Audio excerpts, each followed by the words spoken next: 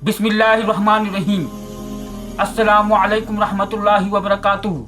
दिल से दीन की बातें के सामाइन, एक बार फिर से आपके इस चैनल पे आप सभी का मैं खुश आमदीद करता हूँ। प्यारे दोस्तों, आज हम मुफ्ती सलमान अजहरी साहब का बयान सुनेंगे। मौजू है मौला अली शेर खुदा। जी हाँ दोस्तों, शेर खुदा मौला अली की ताकत के बारे में सभी कोई जानते हैं। आज हम मौला अली की शेर खुदा की बातें जानेंगे। उनकी ऐसी ऐसी बातें आपको मुफ्ती सलमान अजहरी साहब बता रहे हैं, जिसे सुनकर आपका ईमान तरोताज़ा हो जाएगा। तो चलिए सुनते हैं शेर खुदा मौला अली की ताकत, बयान मुफ्ती सलमान अजहरी साहब से। क्या है? तो यहूदियों में एक ऐलान हुआ कि अगर ये अली बिन अबी तालिब किले के अंदर घुस गया तो खैबर क़यामत तक हमारे हाथ में नहीं आ सकता, अपनी ताकत लगा दो। सारे यहूदी टूट पड़े, जितनी फौजें थी टूट पड़ी। जानते हैं हज़रत अली अपना डिफेंस कैसा कर रहे थे, अपने बचाव के लिए क्या कर रहे थे।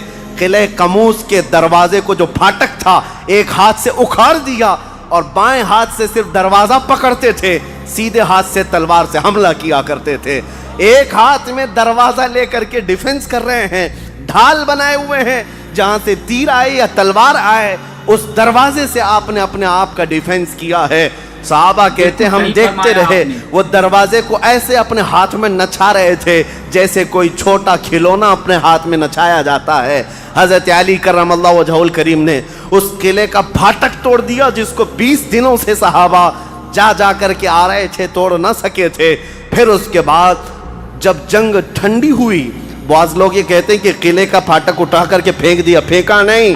पूरी जंग भर हज़रत अली उस दरवाजे को पकड़ करके जंग करते रहे और किले के उस दरवाजे को अपनी ढाल बनाए रहे। जब यहूदी सर्द पड़ गए, ठंडे पड़ गए, तो उस किले के दरवाजे को आपने उठाकर फेंक दिया। सहाबा कहते हैं हम बाद में, चूंकि वो रास्ते में पड़ा था, उठाने के लिए गए तो 40 सहाबा मिलकर के उस दरवाजे को उठा ना पा रहे थे। जो तन्हा हैदर कर्रार इतनी देर तक अपने हाथ में लेकर के लड़ते रहे। कौन है ये हैदर कर्रार? वो 6 हिजरी का एक वाकया है। उस वाकये को जंगे खैबर कहा जाता है। खैबर ये 6 हिजरी में वाक़या हुआ, बाज़ मुअर्रिखीन के नज़दीक 7वीं हिजरी में, क्योंकि ये मुहर्रम का वाकया है। मुहर्रम में ये जंग पेश आई थी। ये खैबर क्या है, जंग खैबर क्या है, इसके मुतालिक मैं थोड़ी सी बातें अर्ज़ करता हूँ। इससे पहले छोटे छोटे गज़वे भी हुए। एक ज़ातुल क़िर्द जंग, छोटी सी जंग है, जिसको मैं अक्सर अपनी तकरीरों में कहा भी करता हूँ। अब्दुर्रहमान फ़िज़ारी कारा का रहने वाला एक शख्स 400 लोगों को लेकर आया था। ज़ातुल क़िर्द मदीने से करीब एक चरागाह थी, जहाँ रसूलुल्लाह सल्लल्लाहु अलैहि वसल्लम की ऊँटनियाँ चरती थीं और खजूरों के बागीचे थे। तो उस अब्दुर्रहमान नामी काफिर ने हुजूर की ऊँटनियों को कब्ज़ा कर लिया और खजूरें भी चोरी कर लिया और भागने लगा। उस वक्त मदीने के एक सहाबी हज़रत सलमा बिन अकवा रज़ियल्लाहु ताला अन्हु अकेले थे। उन्होंने 400 लोगों को दौड़ाना शुरू कर दिया।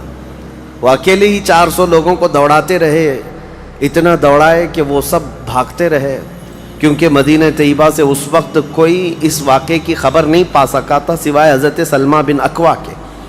इनको रसूलुल्लाह सल्लल्लाहु ताला अलैहि वसल्लम का अजीम सिपाही कहा जाता है, सलमा बिन अकवा।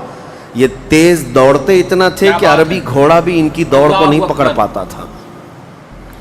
अब ये जब उन 400 लोगों को भगाते रहे और अपनी तीरों से उनको निशाना बनाते रहे, हैरत की बात है, जब भी मैं वाक़या पढ़ता हूँ हदीसों में मौजूद है कि 400 लोग एक आदमी से डरकर भाग भी रहे हैं और भागते जा रहे हैं और ये उनको भगाते जा रहे हैं। पहाड़ियाँ आ गईं तो अब्दुर्रहमान कारा का रहने वाला शख्स पलट करके पूछता है, ए शख्स तू क्यों दौड़ा रहा है, क्यों भगा रहा है, क्या चाहता है? हज़रत सलमा बिन अकवा ने कहा, जब तक तुम्हारी झोली में मदीने की एक खजूर भी बाकी रहेगी मैं तुम्हें जिंदा नहीं छोड़ूंगा। बेशक। और जब तक रसूलुल्लाह की ऊँटनियाँ तुमने कब्ज़ा की, उन्हें आज़ाद नहीं करोगे, मैं तुम्हारा रास्ता आज़ाद नहीं रखूँगा। और दौड़ाते रहे। कई लोग उसमें से घोड़े से गिर जाते थे, उनकी गर्दन पर ये सिर्फ पैर रखते, वो वहीं ठंडा हो जाता। यहाँ तक कि वो पहाड़ियों के ऊपर चढ़ गए। अब्दुर्रहमान ने अपने साथियों से कहा کہ لوگوں ان کی ساری کھجوریں پھینک دو، جتنی چادریں ہیں بچھا دو، اور جتنی اونٹنیاں ہیں انہیں چھوڑ دو، ورنہ یہ ہم میں سے کسی کو بھی زندہ نہیں چھوڑے گا۔ تو اس کی بات پر سارے لوگوں نے اپنی اپنی کھجوریں جو لوٹے تھے مدینے کے باغات سے سب چھوڑ دیا، اونٹنیاں بھی چھوڑ دیں، سب کو جمع کیا۔ حضرت سلمہ بن اکوع نے کھجوروں کو چادر میں، اور تنہا وہ سارا مال اٹھا کر کندھے پر، اور حضور کی اونٹنیاں ہانکتے ہوئے مدینے کی طرف لا رہے تھے، اکیلے آ رہے تھے۔ بیچ راستے میں پھر حضرت ابو قتادہ رضی اللہ تعالیٰ عنہ سے ملاقات ہوئی، پوچھا کہاں سے آ رہے ہو؟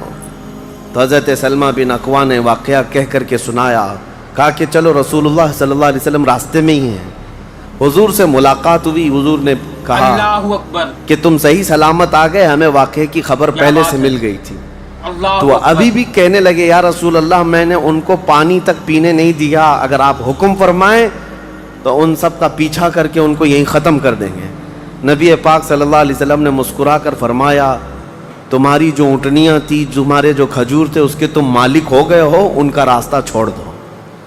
تب یہ واپس آئے حضرت سلمہ بن اکوع۔ اعلیٰ حضرت امام محمد رضا خان فاضل بریلوی رضی اللہ تعالیٰ عنہ نے اس روایت کو نقل فرمایا اور فرماتے ہیں سلمہ بن اکوع سے پوچھا گیا تمہیں خوف نہیں تھا، ڈر نہیں تھا؟ 400 لوگوں کو اکیلے دوڑاتے چلے گئے، مدینے سے باہر بھی چلے گئے۔ بے شک تو جانتے ہیں کون سی طاقت تھی ان کے پاس، سلمہ بن اکوع کے پاس، جو ان کو خوف سے آزاد کر رکھی تھی۔ فرماتے ہیں ایک بار رسول اللہ صلی اللہ علیہ وسلم صحابہ سے بیعت لے رہے تھے، ہاتھ میں ہاتھ لے کر بیعت کر رہے تھے، تو سب حضور کے پاس ہاتھ دے رہے تھے، بیعت کر رہے تھے۔ حضور نے مجھ سے کہا سلمہ بن اکوع آ جاؤ، تم بیعت کر لو میرے ہاتھ پر۔ میں نے عرض کیا یا رسول اللہ پہلے ہی میں بیعت کر چکا ہوں۔ ایک بار وہ بیعت کر چکے تھے، حضور نے فرمایا دوبارہ کر لو، اس میں کیا حرج ہے؟ حضرت سلمہ بن اکوع کہتے ہیں میں نے دوبارہ حضور کے ہاتھ میں ہاتھ دیا، حضور نے بیعت کیا۔ تھوڑی دیر گزری تھی کہ صحابہ بیعت کر رہے تھے، حضور نے پھر پکارا سلمہ بن اکوع بیعت کیوں نہیں کر لیتے؟ کہا یا رسول اللہ میں نے 2 بار بیعت کی ہے۔ حضور نے فرمایا تیسری بار کر لو، کیا حرج ہے؟ وہ حضرت سلمہ بن اکوع کہتے ہیں میں نے اپنا ہاتھ رسول اللہ کے ہاتھ میں تیسری بار دیا اور بیعت کیا، اور اس کے بعد جب نکلا حضرت سلمہ بن اکوع کہتے ہیں مجھے اس ہاتھ پر اتنا بھروسہ تھا کہ دنیا کی ہر طاقت کو دھول چٹا سکتا تھا، کہ رسول اللہ کے ہاتھ میں دیا ہوا ہاتھ ہے۔ ان کے پاس جو بے خوف ہونے کے لیے کوئی دولت تھی نا، بے باک ان صحابہ کو اگر کوئی چیز بناتی تھی تو یہی چیز ہے عشق مصطفیٰ، محبت مصطفیٰ، جس کو بریلی کے امام نے فرمایا ہے خوف نہ رکھ رضا ذرا تو ہے عبد مصطفیٰ، تیرے لیے امان ہے، تیرے لیے امان ہے۔ کسی شاعر نے کہا تھا کہ دیوان گانے عشق محمد کو دیکھ کر گھبرا گئی ہے گردش دوران کبھی کبھی۔ حضور کے عاشقوں کو دیکھ کر کے دنیا کی طاقتیں بھی گھبرا جاتی تھیں کہ ان کے پاس ہے کون سی طاقت۔ تو یہ جو چھوٹی سی جنگ واقع ہوئی اس کو ذات القرد کہتے ہیں۔ اس کے 3 دن کے بعد ہی خیبر کی جنگ شروع ہو گئی تھی۔ اب خیبر پر ہم آتے ہیں۔ خیبر کیا ہے؟ تقریباً مدینہ طیبہ سے 320 کلومیٹر دور یا 300 کلومیٹر کے قریب ایک بستی ہے جس کو خیبر کہتے ہیں۔ خیبر یہودیوں کا گڑھ ہے، یہودیوں کا مرکز، اور اس وقت سے لے کر کے حضور صلی اللہ تعالیٰ علیہ وسلم کی مدینہ طیبہ آمد سے بھی کافی پہلے سے خیبر میں یہودیوں نے ایسا اپنا وہ جمایا ہوا تھا کہ پورے عرب کے سب سے بڑے مالدار یہودی خیبر میں رہتے تھے، اور جنگی طاقت بھی سب سے زیادہ ان کے پاس تھی، اور غرور اور گھمنڈ اتنا تھا پیسوں پر بھی اور جنگ پر بھی، طاقت پر بھی، کہ وہ کسی کو بھی ڈرا دیتے تھے۔ اور جب سے نبی پاک صلی اللہ علیہ وسلم مدینہ طیبہ آئے ان کی دشمنی اتنی بڑھ گئی تھی کہ آپ کو معلوم ہونا چاہیے کہ جو جنگ خندق ہوئی تھی اس کا واقعہ بھی میں نے تفصیل سے بتا دیا۔ مدینہ طیبہ جنگ خندق جس وجہ سے ہوئی اس کا سبب یہودی تھے۔ یہودیوں نے مکہ کے کافروں کو، مشرکوں کو، نجد کے کافروں کو سب کو جمع کیا تھا اور پانی کی طرح پیسہ بہایا تھا جنگ میں۔ 12,000 لوگوں کو رسول اللہ کے خلاف اکٹھا کیا تھا یہودیوں نے۔ یہ خیبر کے یہودی تھے، کیونکہ نبی پاک صلی اللہ تعالیٰ علیہ وسلم جب تشریف لائے تھے 2 قبیلے یہودیوں کے مدینے میں آباد تھے، بنو نذیر اور بنو قریظہ۔ آپ کو میں نے سیرت کے بیان میں یہ بھی بتا دیا تھا. اور یہ دونوں قبیلوں نے حضور صلی اللہ علیہ وسلم کے ساتھ غداری کی تھی, وعدہ خلافی کیا, معاہدہ جو تھا اس کو توڑ دیا. اس کی وجہ سے ان یہودیوں کو جو مدینے میں رہتے تھے جلا وطن کر دیا گیا تھا, نکال کر باہر کر دیا گیا. تو جتنے مدینے سے نکالے ہوئے یہودی تھے وہ سب خیبر میں جا کر جمع ہو گئے تھے. خیبر میں جا کر کے ان لوگوں نے اڈا بنا لیا تھا, اور ڈیلی ان کی صرف اور صرف یہی منصوبہ بندی ہوتی تھی کہ محمد صلی اللہ علیہ وسلم اور ان کے ساتھیوں کو کیسے مارا جائے, کیسے قتل کیا جائے. کوئی بھی دور دراز سے اگر چھوٹی سی دشمنی رکھتا تھا رسول اللہ سے, تو یہ یہودی خیبر کے پورا کا پورا مال ان کے پاس بھیجتے اور ان کو کھڑا کرتے کہ تم جاؤ, ہم سپورٹ میں ہیں, ہم سپورٹ کریں گے. ساری جنگوں میں مشرکوں کا سپورٹ کرتے تھے. اب میں آپ کو بتاؤں, جن کے دلوں میں اتنا زہر بھرا ہوا تھا رسول اللہ صلی اللہ علیہ وسلم کی دشمنی کا, اب ان لوگوں نے دیکھا کہ یہ اب ان کی طاقت بڑھتی جا رہی ہے, اور بادشاہوں کو تک ان لوگوں نے اسلام پیش کر دیا. اور اسلام اب مکہ مدینے کا نہیں رہ گیا, اب تو ایران بھی چلا گیا ہے, مصر بھی چلا گیا ہے, حبشہ بھی چلا گیا ہے, یمن بھی چلا گیا ہے. اللہ اکبر. تو ان کے پیٹ کا درد اور بڑھ گیا. ان لوگوں نے پھر اب فیصلہ کرنا شروع کیا کہ اب سارے لوگوں کو جمع کرتے ہیں. ایک قبیلہ تھا بنو غطفان, یہ مشرکوں کا قبیلہ تھا, اور وہ جنگی طاقت بہت زیادہ رکھتے تھے. اس وقت عرب میں وہ نڈر مانے جاتے تھے. یہودیوں نے ان کو بلا کر کے جنگ کا پلان کیا کہ مدینے پر اچانک چڑھائی کریں گے اور تہس نہس کر کے رکھ دیں گے, کسی کو خبر بھی نہ ہو, پورے مدینے کی اینٹ سے اینٹ بجا دیں گے. انہوں نے پلان کیا راتوں رات, لیکن مخبر صادق رسول اللہ صلی اللہ تعالی علیہ وسلم کا حال یہ ہے, اور کوئی غیب کیا تم سے نہاں ہو بھلا. نبی پاک صلی اللہ تعالی علیہ وسلم کو خبر ہوئی کہ یہودیوں نے میٹنگ کی ہے اور راتوں رات مدینے پر چڑھائی کرنے والے. دوسرے دن حضور پاک صلی اللہ تعالی علیہ وسلم نے صحابہ کو جمع کیا, تو جتنے صحابہ تھے سب جمع ہو گئے. تقریباً 1600 صحابہ تھے. کتنے؟ 1600 صحابہ. 1600 صحابہ مدینہ طیبہ سے نکل پڑے حضور کے ساتھ کہ ان یہودیوں کو خیبر سے نکلنے سے پہلے ان کا راستہ ہم روکیں گے کہ مدینے پر کوئی بھی چڑھائی نہ کر سکے. جب رسول اللہ صلی اللہ علیہ وسلم صحابہ کو لے کر چل پڑے, چال الٹی پڑ گئی. یہودیوں نے یہ سوچا تھا کہ مدینے پر اچانک حملہ ہوگا, کسی کو کانوں کان خبر نہیں ہوگی, لیکن ایسا ہوا کہ 8 دن کے بعد اچانک حضور خیبر پہنچ گئے, ان کو کانوں کان خبر بھی نہیں ہوئی. کیا بات ہے. نبی پاک صلی اللہ تعالی علیہ وسلم صحابہ کے ساتھ جب پہنچے, صبح ہو رہی تھی, خیبر کی وادیوں میں حضور داخل ہو رہے تھے. تو یہودی اپنے اپنے کھیتوں میں کام کرنے کے لیے جا رہے تھے. جیسے ہی مدینے کی فوج کو دیکھا, ہیبت طاری ہو گئی, الٹے قدم اپنے قلعوں میں واپس بھاگتے رہ گئے اور چیخ مارتے رہ گئے کہ محمد بھی آئے ہیں اور مسلمان بھی آئے ہیں. حضور صلی اللہ علیہ وسلم نے ان کی چیخ و پکار کو سنا تو ایک جملہ فرمایا.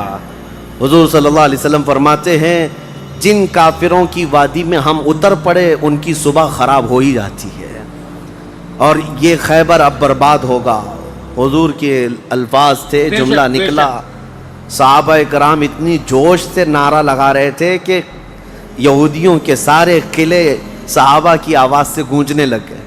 خیبر میں 8 قلعے تھے, 8 مشہور قلعے. انہوں نے بہت مشہور اس وقت کی طاقتور یعنی عمارتیں ایسی بنا رکھی تھیں کہ ان کا یقین تھا کہ کوئی ان قلعوں کو توڑ نہیں سکے گا. اور حد تو یہ ہے کہ آج 1400 سال گزر گئے, ابھی بھی وہ قلعے موجود ہیں, آج بھی موجود ہیں خیبر میں. وہ قلعوں کے باقیات, کھنڈرات ابھی بھی موجود ہیں. اب آپ اندازہ کریں کہ 14 صدیاں گزرنے کے بعد اب بھی وہ قلعے ہیں, تو اس وقت کتنے محفوظ رہے ہوں گے, کتنے مضبوط رہے ہوں گے.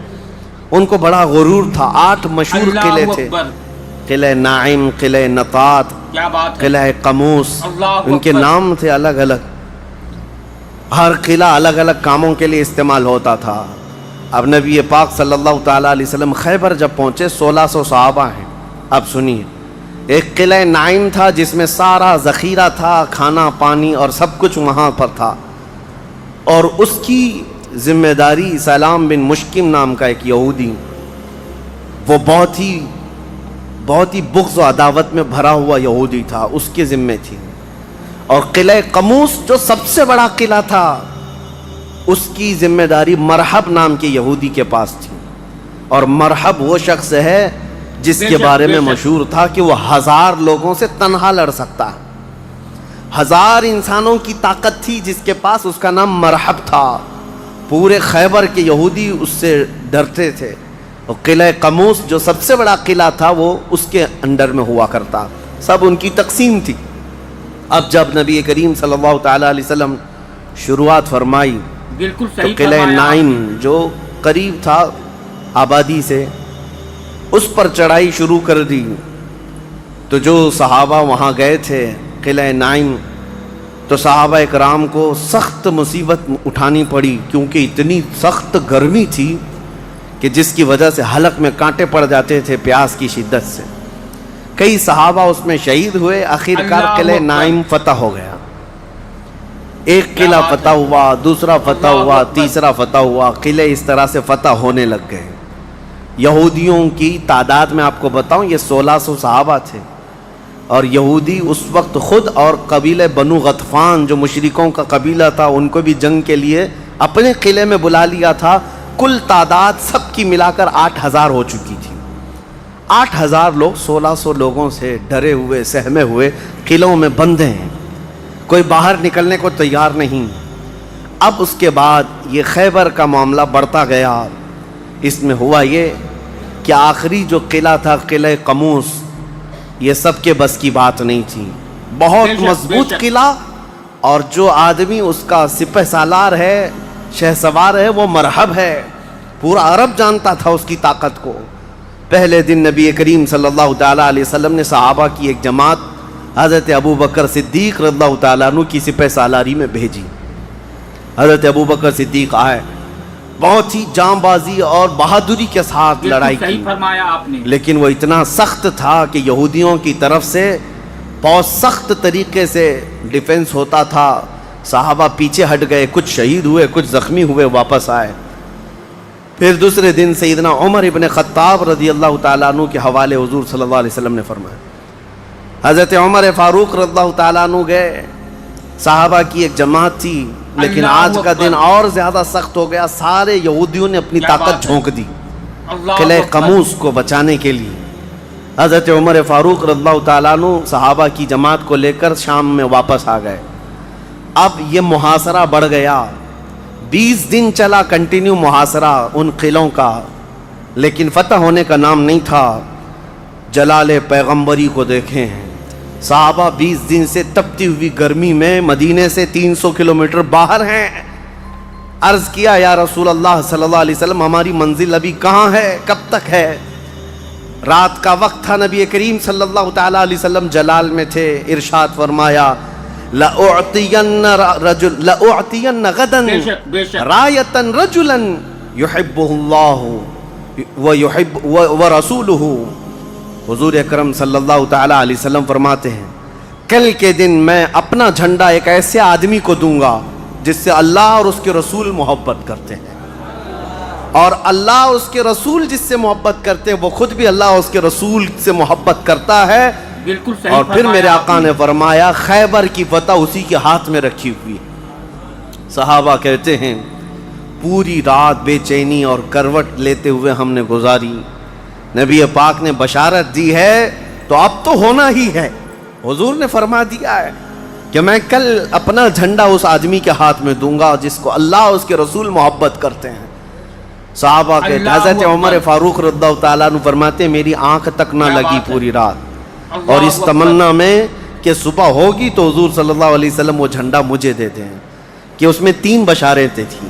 ایک بشارت یہ تھی کہ وہ شخص جس کو میں جھنڈا دوں گا وہ اللہ اور رسول سے بہت محبت کرتا ہے.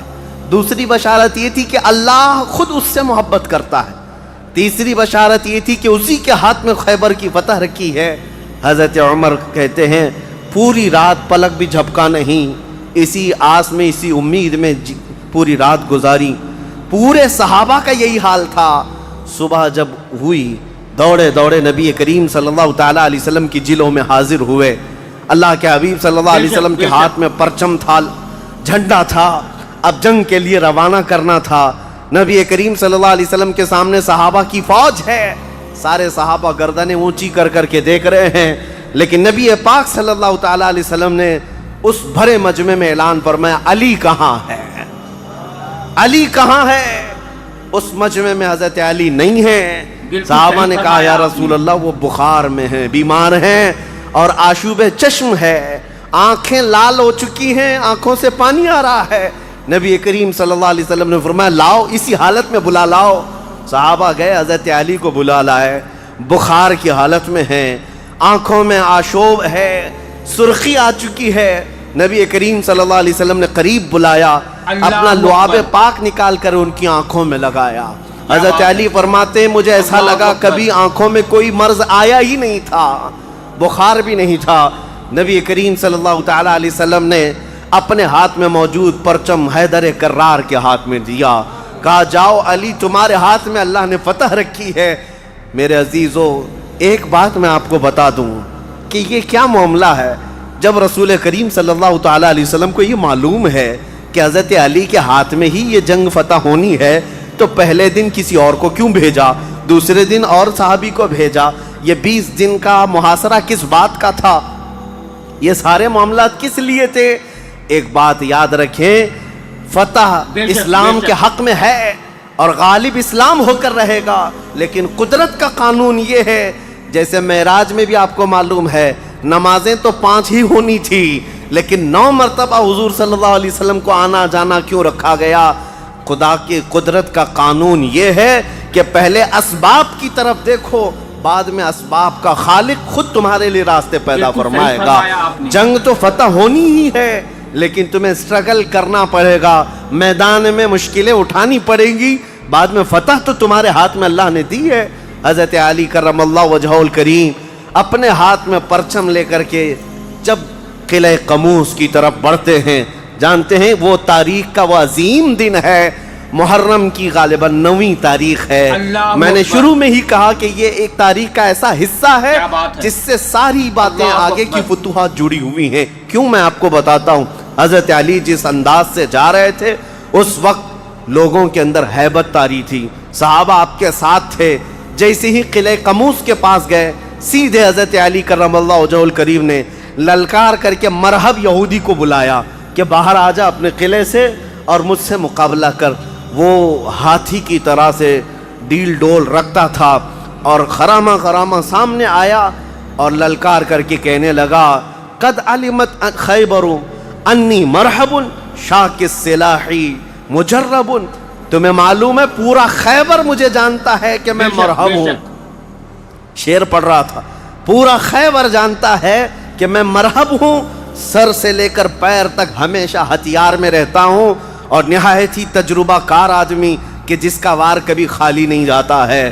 اس کے جواب میں مولا علی کرم اللہ وجہہ الکریم فرماتے ہیں انا الذی سمتنی امی حیدرا کلیت غابات کریہ المنظرا، تجھے پتا ہے میری ماں نے ہی میرا نام حیدر رکھا ہے۔ حیدر کا مطلب ہوتا ہے شیر، میری ماں نے میرا نام حیدر رکھا ہے، کلیت غابات کریہ المنظرا، ہیبت ناک شیر جب بھوک کی وجہ سے کچھار میں دہاڑتا ہے اس کو حیدر کہا جاتا ہے۔ جب یہ رجزی اشعار کا تبادلہ ہو رہا تھا، وہ یہودی مرحب جو سر پر ٹوپی پہنتا تھا ویسی ٹوپی لوہے کی کسی کے پاس تھی نہیں، جسم پر جو لوہے کا خود لباس ہوتا تھا ویسا لباس کسی کے پاس نہیں تھا۔ مقابلے میں وہ آیا اور اس نے حضرت علی کرم اللہ وجہہ الکریم پر بہت تیز وار کی، لیکن وار خالی گیا۔ حضرت علی کرم اللہ وجہہ الکریم پر کوئی وار نہیں آیا۔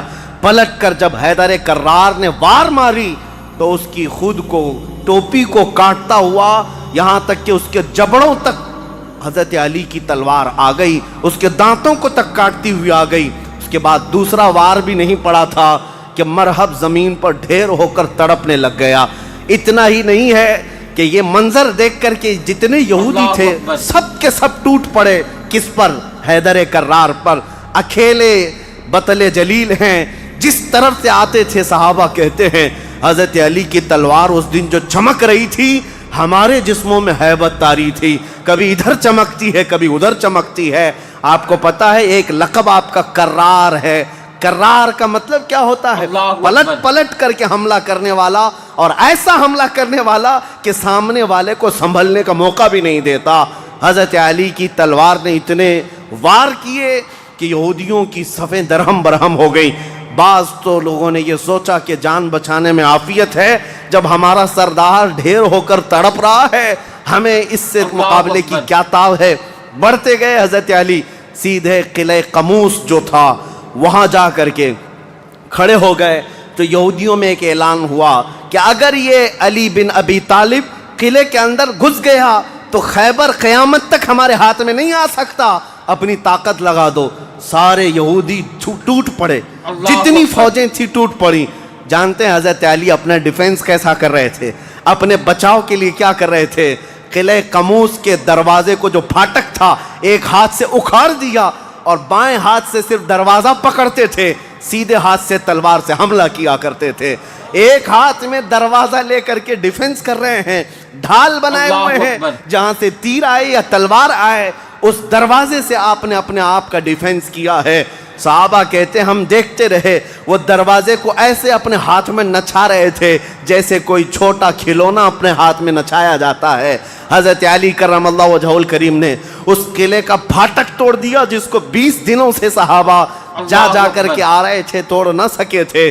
پھر اس کے بعد جب جنگ ٹھنڈی ہوئی، بعض لوگ یہ کہتے ہیں کہ قلعے کا پھاٹک اٹھا کر کے پھینک دیا، پھینکا نہیں، پوری جنگ بھر حضرت علی اس دروازے کو پکڑ کر کے جنگ کرتے رہے، اور قلعے کے اس دروازے کو اپنی ڈھال بنائے رہے۔ جب یہودی سرد پڑ گئے، ٹھنڈے پڑ گئے، تو اس قلعے کے دروازے کو آپ نے اٹھا کر پھینک دیا۔ صحابہ کہتے ہیں ہم بعد میں، چونکہ وہ راستے میں پڑا تھا، اٹھانے کے لیے گئے تو 40 صحابہ مل کر کے اس دروازے کو اٹھا نہ پا رہے تھے۔ جو تنہا حیدر کرار اتنی دیر تک اپنے ہاتھ میں لے کر کے لڑتے رہے۔ کون ہے یہ حیدر کرار؟ یہ وہی حیدر کرار ہے جب رسول اللہ صلی اللہ علیہ وسلم نے مکہ مکرمہ میں سب سے پہلے اسلام کی دعوت دی تھی تو مکہ والوں نے انکار کیا تھا۔ 9 سال کا ایک بچہ کھڑا ہوا تھا، کہا یا رسول اللہ میں آپ کے دین کی حمایت کروں گا۔ پتلی پتلی ٹانگیں تھی، کمزوری تھی۔ رسول اللہ نے اس 9 سال کے بچے کو دیکھا اور سینے سے لگایا اور بارگاہ رب العزت میں عرض کیا کہ مولا اس کی ٹانگوں میں اور اس کی بازوؤں میں تو طاقت عطا فرما۔ وہ 9 سال کا بچہ جب 25 سال کا ہو گیا تو فاتح خیبر بن کر کے نکلا، حیدر کرار بن کر کے نکلا۔ اسی لیے سچ کہا ہے جس نے کہا ہے شاہ مرداں شیر یزداں قوت پروردگار، لا فتح الا علی لا سیف الا ذوالفقار۔ یہ ہے جس کا مطلب یہ ہوتا ہے فارسی میں شاہ مرداں شیر یزداں۔ نوجوانوں کا اگر کوئی بادشاہ ہے تو وہ حیدر کرار ہے۔ شیر یزداں اگر اللہ کا کوئی شیر ہے تو حیدر کرار ہے۔ قوت پروردگار، اللہ کی طاقت کا مظہر دیکھنا ہے تو وہ علی بن ابی طالب ہے۔ لا فتح الا علی، سچ کہا جس شاعر نے کہا لا فتح الا علی۔ پورے لوگوں میں اگر جوان کوئی کہانے کے لائق ہے تو وہ علی بن ابی طالب کا نام ہے۔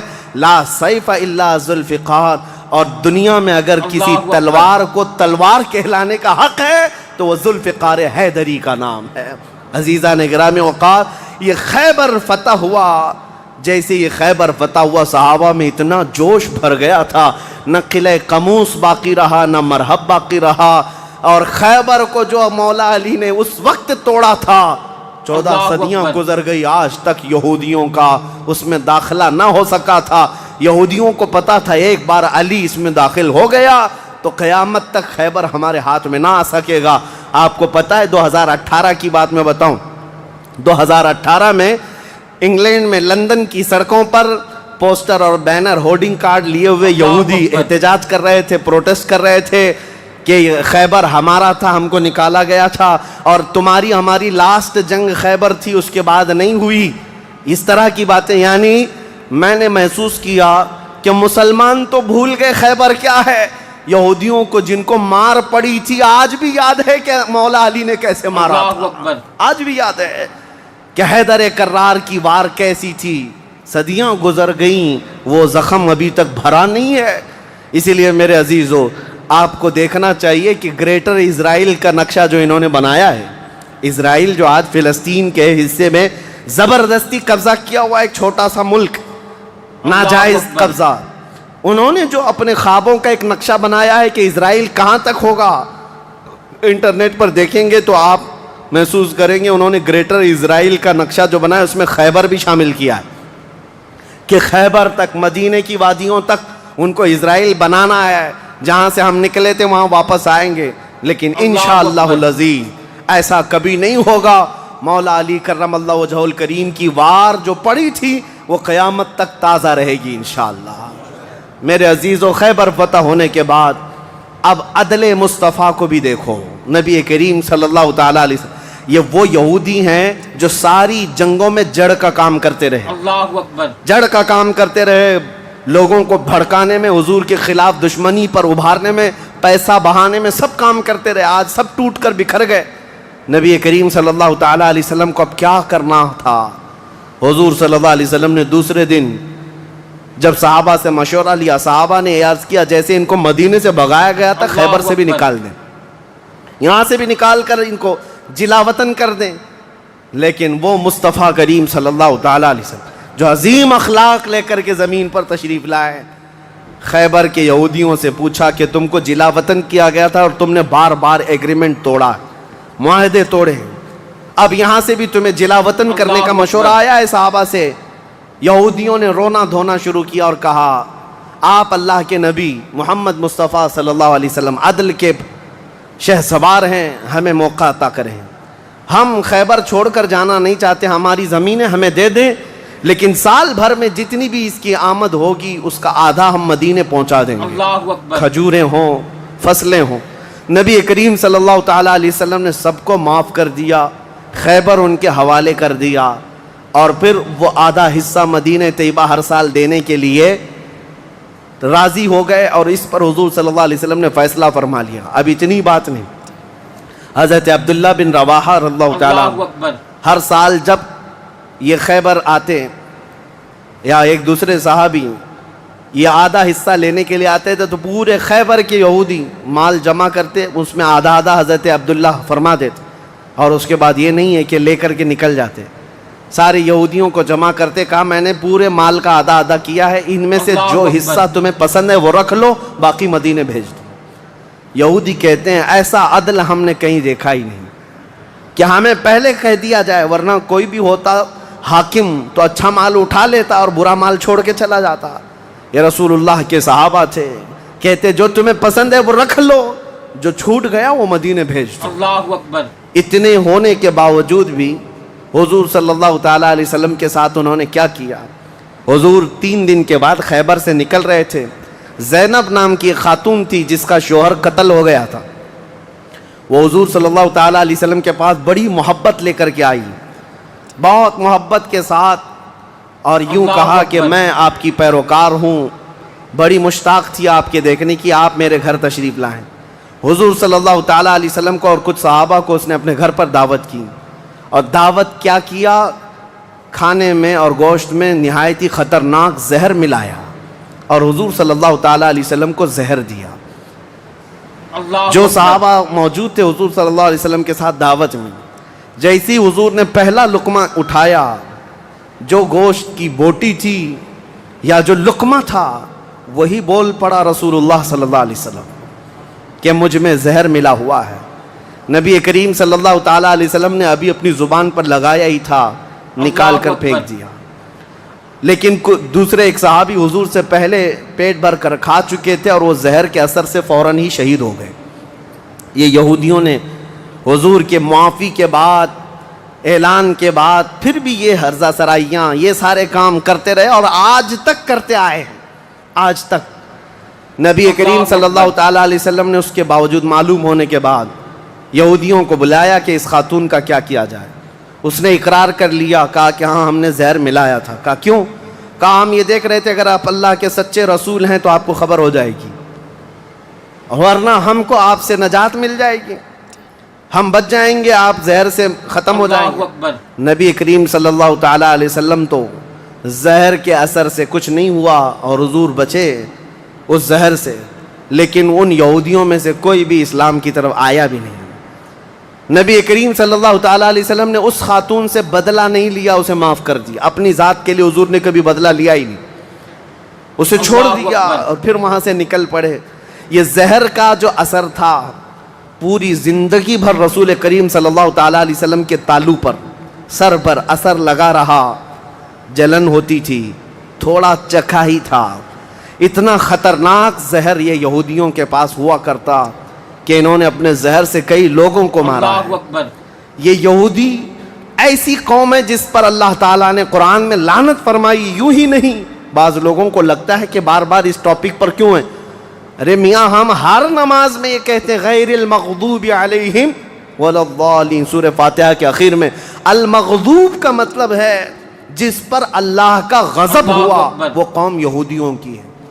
سورہ فاتحہ میں ہم اللہ کی بارگاہ میں پناہ مانگتے ہیں کہ اللہ جس قوم پر تیرا غضب نازل ہوا اس قوم سے ہمیں بچائے رکھ، ان کے راستے سے ہمیں بچائے رکھ. یہ اتنی خطرناک سازشی قوم ہے کہ آج پوری دنیا کو انہوں نے ہلا کر رکھا ہے. آج پوری دنیا کو کریڈٹ نظام پر لا کر رکھا ہے. یہ جتنے ورلڈ کے بڑی بڑی بینکیں ہیں انہوں نے اپنے ہاتھ میں رکھا ہے. سونے پر یہ اپنا قبضہ جمائے ہوئے ہیں. جیولری اس کو نام دیا گیا ہے، سونے چاندی کے تمام زیورات کو جانتے ہیں.